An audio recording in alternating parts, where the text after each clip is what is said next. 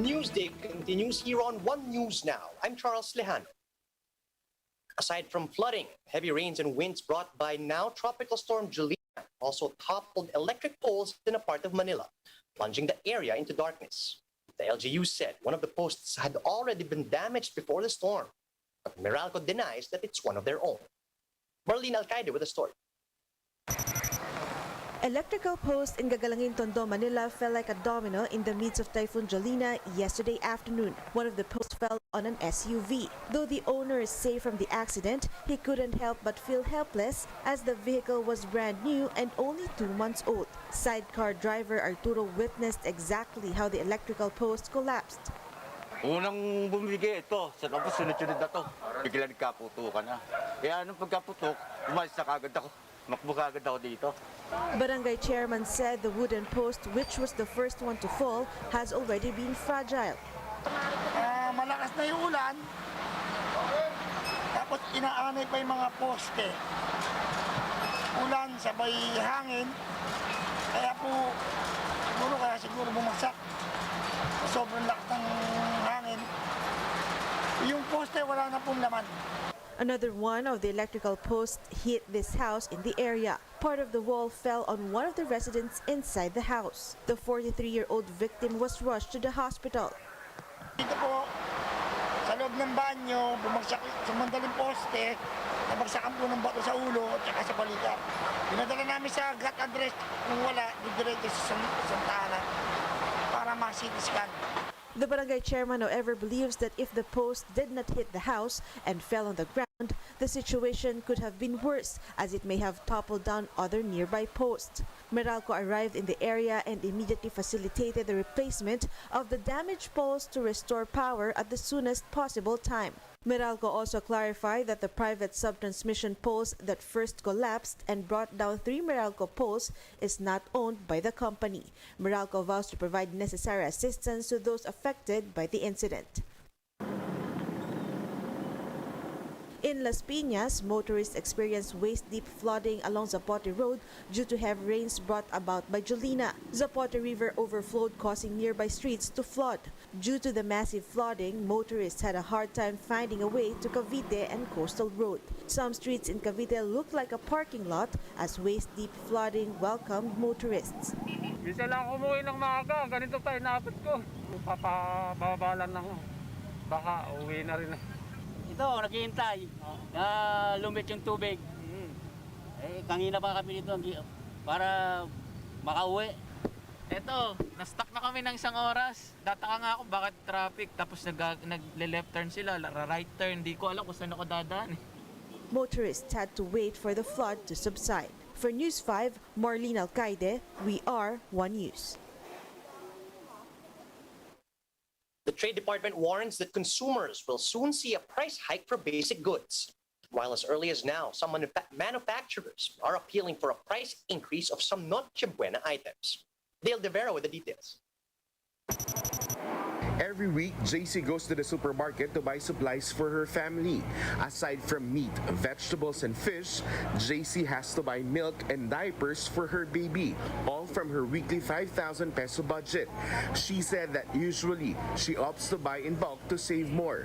But lately, she had to purchase fewer items due to higher prices of goods. Usually, pag bumili ako for 2 weeks, nauubos agad for a week. So yung budget namin nakaalat for every week. So mas matipid kasi siya. Mas umonte, syempre. Taas ng bilihan taas ng presyo ngayon However, the DTI said that a price hike is looming in the coming days. The suggested retail price that the agency published showed at least 50 centavo to 3 peso increase in several basic commodities like canned goods and instant noodles. Even milk, coffee, and sugar will also see an increase in SRP. Prices of condiments are also expected to go up, while non-food items like soap and candles will see an increase of 1 peso to more than 20 pesos.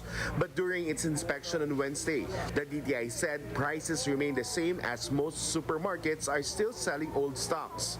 Marami pa kaming pending na, na hindi na isama dito sa August 29 publication. Marami pa pong produkto na iniwan na muna natin para lang hindi rin mabigla masyado ang consumer. Despite this, some consumers like Milde have started to buy supplies they will use for Noche Buena. As early as now then, even yung pang Christmas na gagamitin namin, we are already starting na maipon. Para din, aside from, alam naman natin tataas yung presyo, kung if ever, maiwasan din namin yung pagsama sa mas maraming tao na crowded area during Burr months, especially mga tao mamimili for their Christmas na panghanda. But what Milde did is just right, as some manufacturers are already asking for an increase in prices of Noche Buena items. In 2020, manufacturers already agreed not to increase prices and instead use the 2019 SRP. The DTI, however, said that they will still try to appeal to manufacturers not to increase prices as the pandemic continues. For News 5, Dale De Vera, we're One News. Forbes has released the list of the 10 wealthiest Filipinos for 2021. Tycoons in the top 50 richest staged a robust recovery and saw their collective wealth rise by 30% amid the COVID-19 pandemic. The C siblings, led by Teresita C, remained on top of the list with $16.6 billion. The heirs of the SM Group added $2.7 billion to their net worth just this year. Property tycoon and former Senator Manny Villar also saw his net worth rise by $1.7 billion to retain the second spot. Enrique Razon Jr. follows with a net worth of $6 billion. Razon expanded his portfolio by taking control of Manila Water. Next are Lance Gokongwei and his siblings, who collectively have a net worth of $4 billion. They derive their wealth mainly from JG Summit and Universal Robina. Jaime Zubel de Ayala completes the top 5 richest Filipinos with a net worth of $3.3 billion. At 6th spot are Dennis Anthony and Mary Grace Uy, who founded Converge ICT. Next is Tony Tan Caktiong and family, who own Jollibee. And number 8 is Alliance Global's Andrew Tan, who runs Emperador and Megaworld. At 9th place is San Miguel's Ramon Ang, and rounding out the list are the T siblings, who form GT Capital. This conglomerate operates Metro Bank and Toyota Philippines. WHO Chief Tedros Ghebreyesus calls for an extension of the moratorium on booster shots beyond its original September deadline, a move meant to leave more doses available for poorer countries. The WHO said it was now down to manufacturers and rich countries to deliver pledged COVID-19 vaccine doses to low-income countries to ease global health inequality.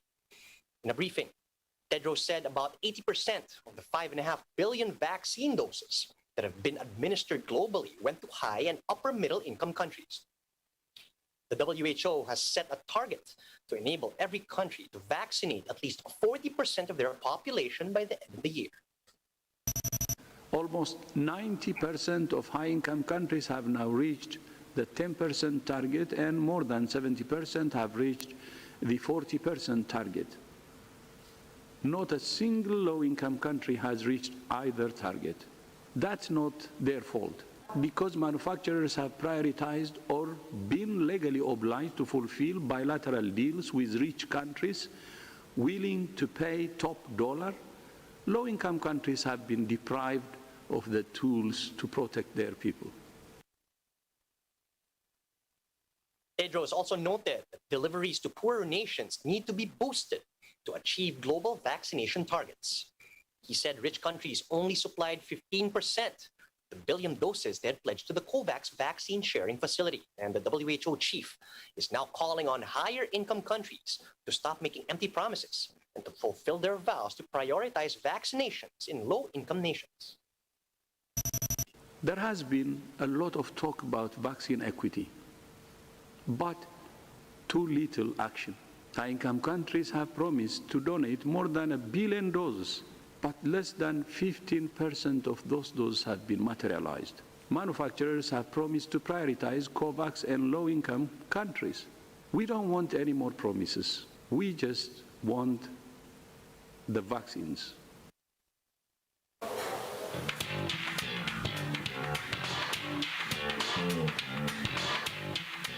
Blue's original buddy Steve broke the internet this week after dedicating a heartfelt message to his now grown-up viewers.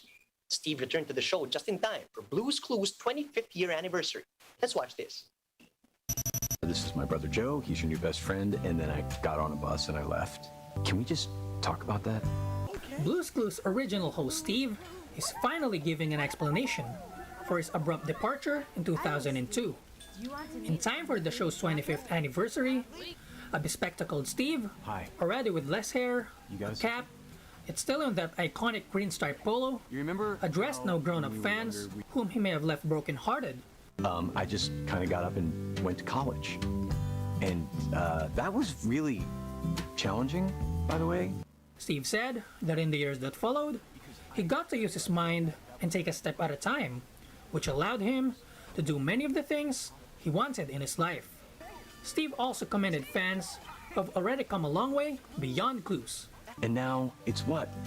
Student loans and jobs and families. And it's just so amazing, right? I guess I just He wanted to thanked say millennial viewers that after for all the these person years- that he is today and assured them of one thing. I guess I just wanted to say that after all these years, I never forgot you. Ever. Since the video's release, Steve and Blue's Clues were among Twitter's trending topics. And I'm super glad we're still friends. Thanks for listening. You look great, by the way. Whatever it is you're doing, it's working. Nick Garcia, We Are When News. Here's a quick look at some of today's headlines.